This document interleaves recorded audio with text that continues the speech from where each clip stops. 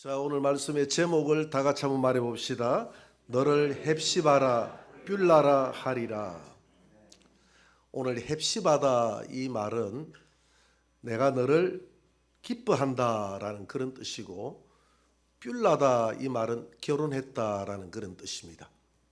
이 두 단어를 합치면 내가 너를 기뻐해서 결혼했다, 이런 뜻입니다. 왜 하나님이 오늘 본문에서 이사야를 통해서 너를 헵시바다, 너를 뷸라다, 왜 이렇게 이야기를 했을까요? 오늘 본문의 말씀을 살펴보면 이 이사야서는 이스라엘 백성들이 이 이사야서를 쭉 읽어보면 하나님 앞에 버림받았다라는 그런 패배의식이 이스라엘 백성들에게 강력하게 있었습니다. 바벨론의 포로로 끌려가면서 우리가 하나님 앞에 버림받았다, 하나님 앞에 버림받았다. 오늘 이사야 49장 14절을 한번 볼까요? 다 같이.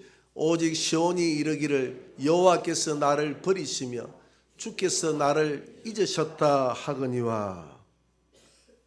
당시에 많은 이스라엘 사람들은 이 포로 생활 중에 절망에 빠져 있었습니다. 하나님이 나의 하나님이다, 하나님이 우리의 하나님이다라고 생각했는데 그 하나님이 우리를 버리셨다는 겁니다.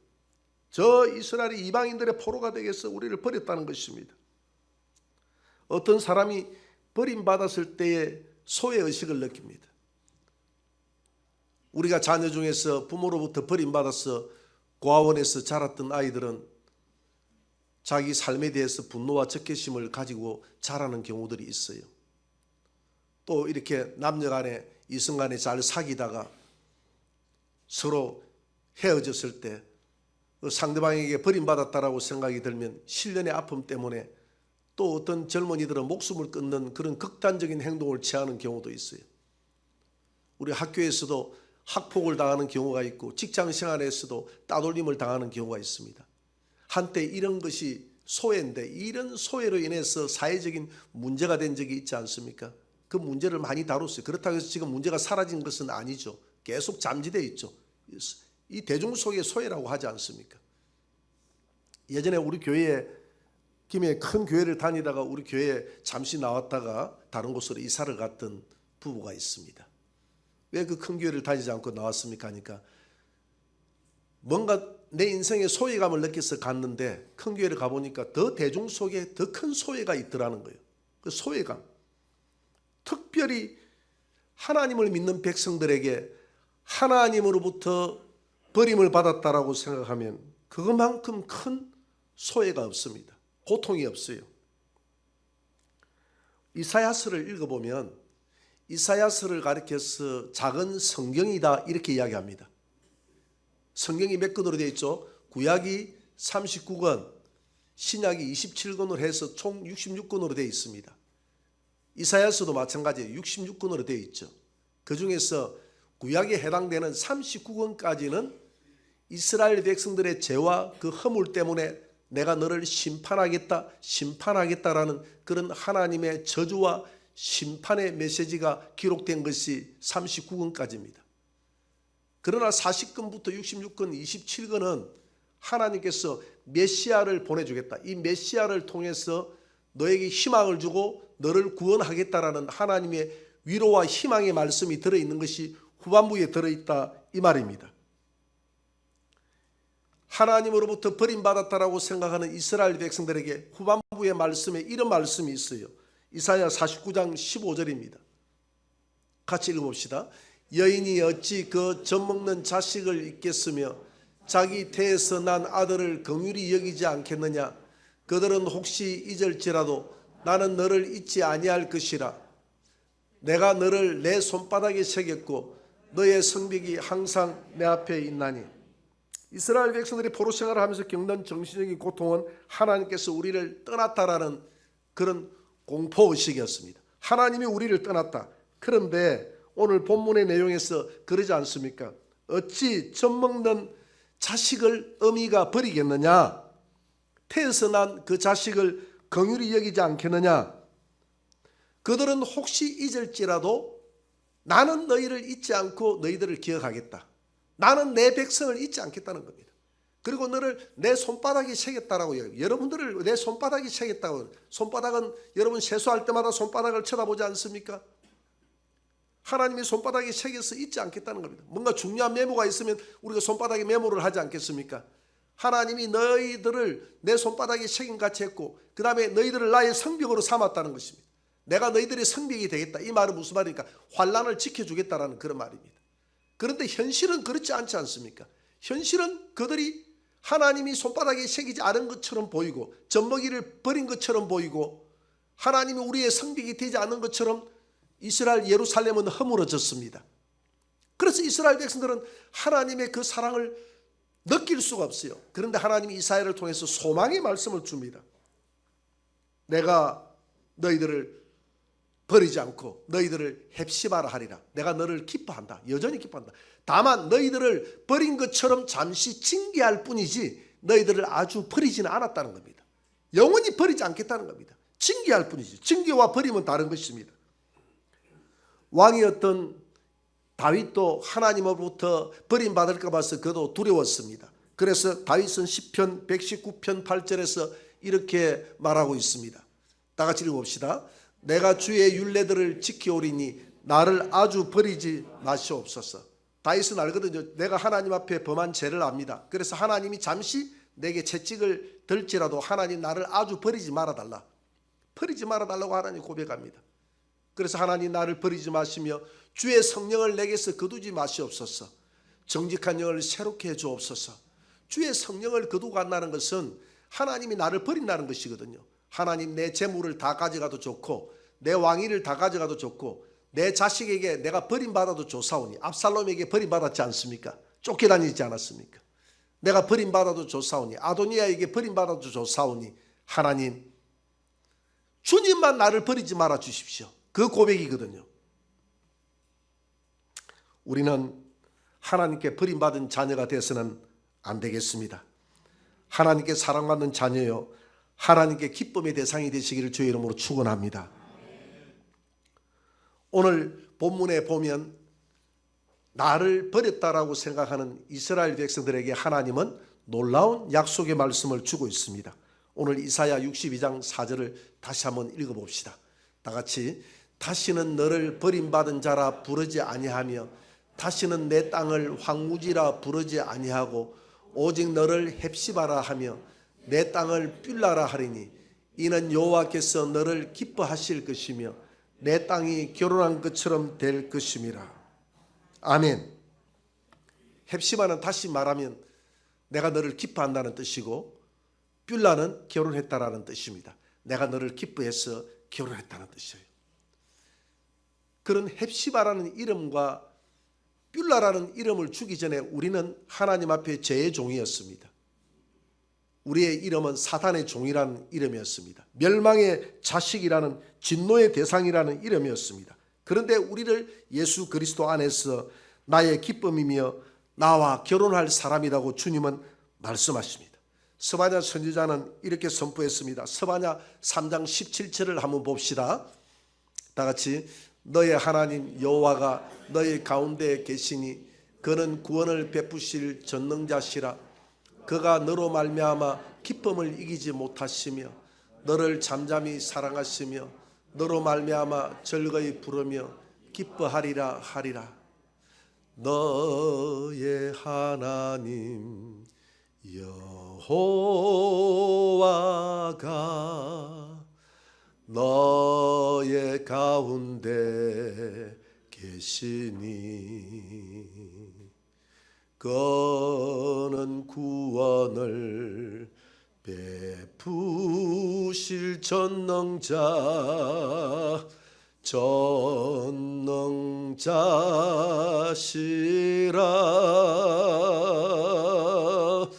그가 너로 인하여 기쁨을 이기지 못하시며. 아멘. 여기까지만. 그 다음 구절은 몰라요. 하나님은 너의 하나님 여호와가 너의 기쁨이 된다는 것입니다. 너의 가운데 계시며 구원을 베푸실 전능자라는 것입니다.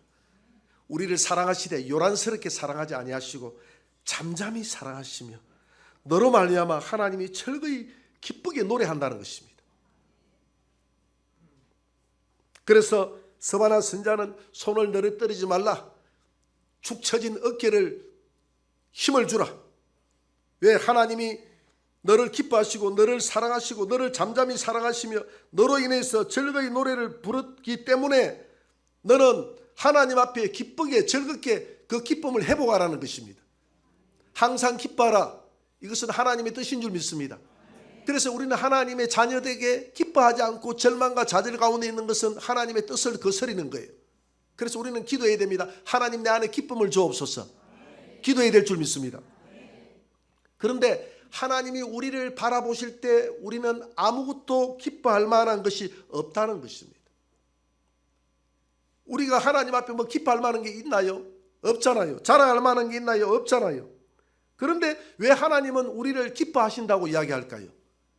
그것은 바로 우리가 그리스도 예수 안에 있기 때문입니다. 하나님은 우리를 사랑하시며 택하시고 예정하셔서 그리스도 예수 안에 우리를 두셨기 때문에 우리를 기뻐한다라고 이야기합니다. 에베소서 1장 3절을 한번 볼까요? 찬송하리로다. 하나님 곧 우리 주 예수 그리스도의 아버지께서 그리스도 안에서라고 이야기하지 않습니까? 밖에서가 아니라 하늘에 계신 모든 신령한 복을 우리에게 준다는 겁니다.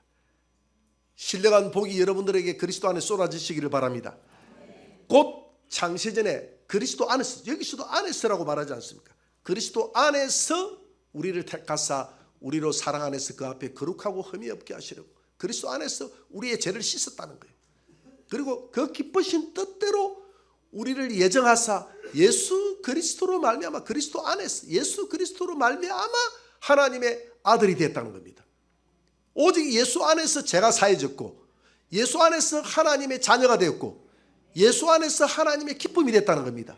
예수님을 벗어나서는 우리가 기쁨이 되지 않습니다. 오늘 에베소서 1장 7절에도 이렇게 말합니다.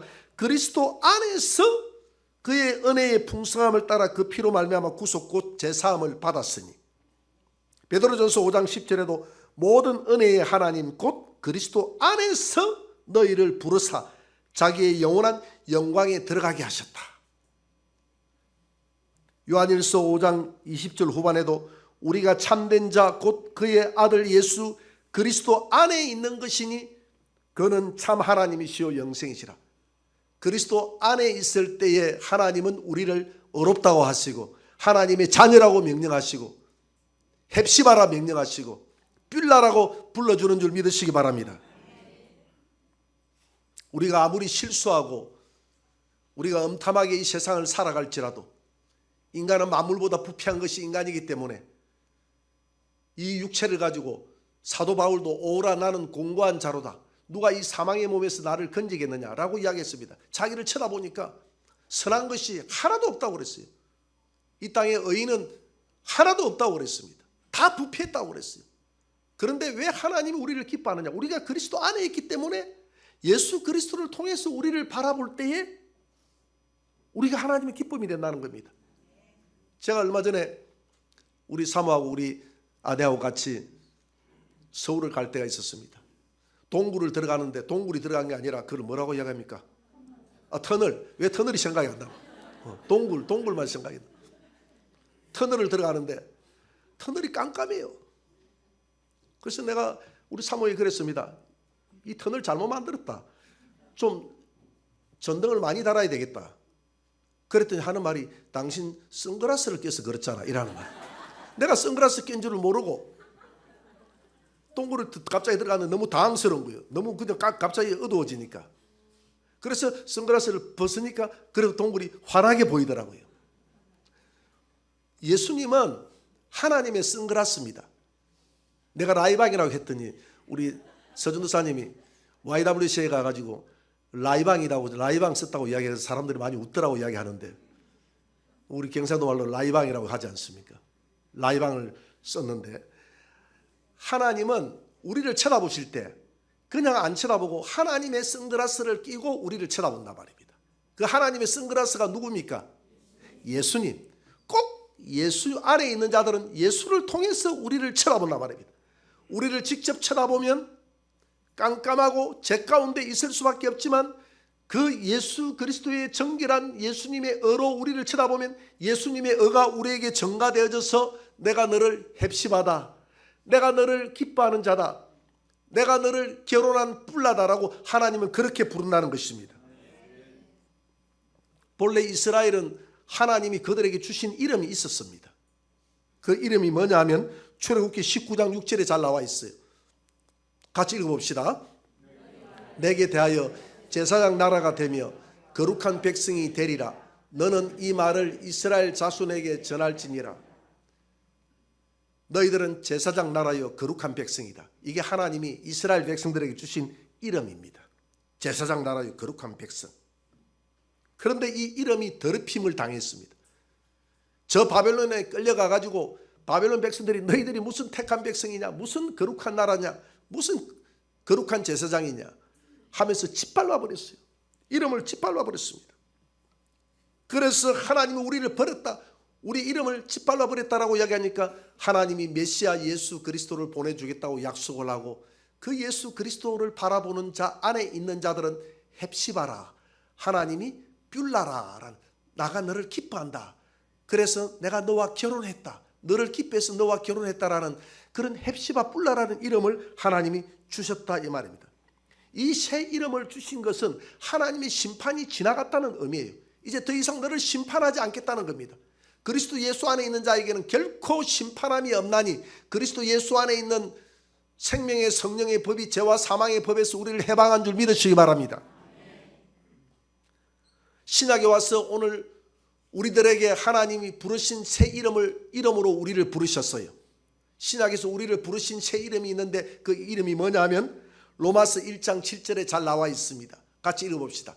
로마에서 하나님의 사랑하심을 받고 성도로 부르심을 받은 자에게 하나님 우리 아버지와 주 예수 그리스도로부터 은혜와 평강이 있기를 원하노라. 무엇으로 부름을 받았다고요? 성도로 부름을 받았다. 로마에서 하나님의 사랑하심을 받고 성도로 부르심을 받은, 성도로 우리가 부르심을 받은 이 성자가 성인 성자예요. 물이 도자, 성인의 물. 우리가 무슨 성인입니까? 천자의 자식이다 이런 말입니다. 하나님의 자식이다 이런 말. 하나님의 자식, 성인의 무리, 성인의 무리로 우리를 불렀다는 것입니다. 우리는 성인이 아닌데 왜? 하나님이 성인된 예수 그리스도를 통해서 우리를 쳐다보니까 우리가 성인처럼 보인다 이 말입니다. 그래서 성인의 무리로 우리를 불렀다는 것입니다. 우리는 처음에는 불법의 자녀요 죄의 종이라는 이름으로 하나님 앞에 부름받았지만 하나님은 우리를 성인의 자녀로 불렀다는 것입니다. 하나님의 아들로 불렀다는 것입니다. 하나님의 친구로 불렀다는 것입니다. 이는 결국 우리의 죄악이 예수 그리스도 안에서 다 이제는 지나갔고 심판이 지나갔다는 것입니다. 예수 그리스도 안에 있는 자에게는 결코 심판이 없는 줄 믿으시기 바랍니다. 여러분 알렉산더 대왕을 아시죠? 알렉산더 대왕이 33살 때 세계를 다 정복하고 인도를 정복하다가 그 모기에게 쏘여서 말라리아에 걸려서 죽었습니다. 천하를 호령하던 그것도 인생이 참 보면요 연약해요. 그 모기 하나에 쏘여서 죽는 게 인생입니다. 그렇게 별로 우리 인생을 자랑해서는 안 돼요. 강한 척 해서는 안 됩니다. 그 알렉산더 대왕 부하 중에서 알렉산더라는 부하가 있었습니다. 동명이인. 그런데 이 알렉산더가 술꾼이에요. 망나니였습니다. 그런데 그가 술꾼이요 망나니라는 소문이 알렉산더 대왕 귀에 들어갔습니다. 그래서 알렉산더 대왕이 어느 날 불시에 그 병사가 있는 막사를 들어갔습니다. 병사들이 다 놀래가지고 충성 충성 충성하면서 격려를 합니다. 여기 알렉산더가 누구야? 그랬더니 예 제가 알렉산더입니다. 내가 자네에게 명한다. 두 가지를 명한다. 첫째, 자네 이름을 바꾸라. 이름을 바꾸기 싫으면 자네의 행실을 바꿔라. 그래서 내 이름에 더 이상 내 이름을 오욕되게 하지 말라. 그렇게 명했다는 거예요.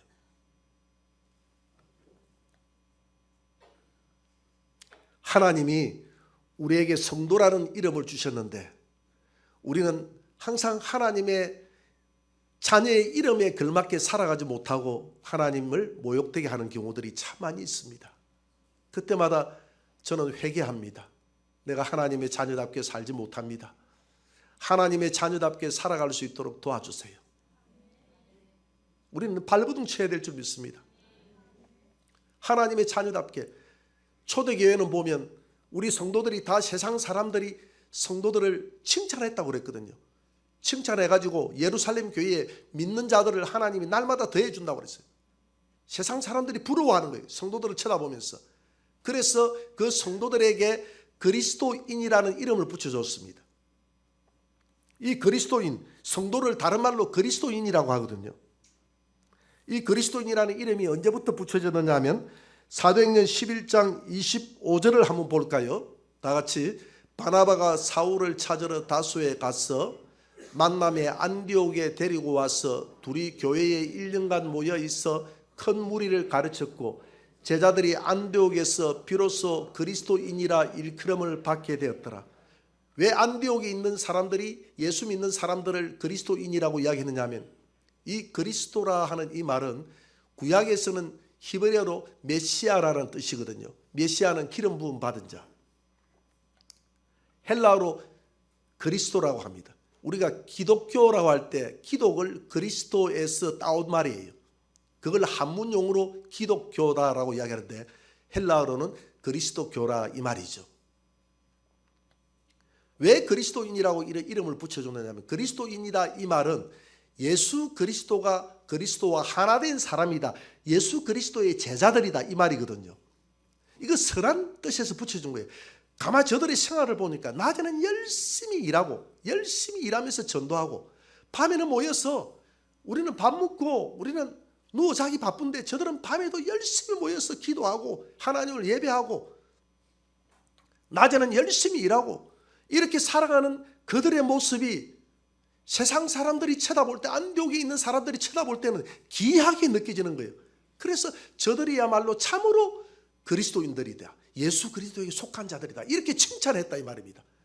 오늘날 교회가 세상으로부터 근심이 되는 경우들이 참 많습니다. 칭찬을 듣지 못하는 경우가 참 많아요. 그러나 성경은 빛과 소금이 되라고 이야기합니다.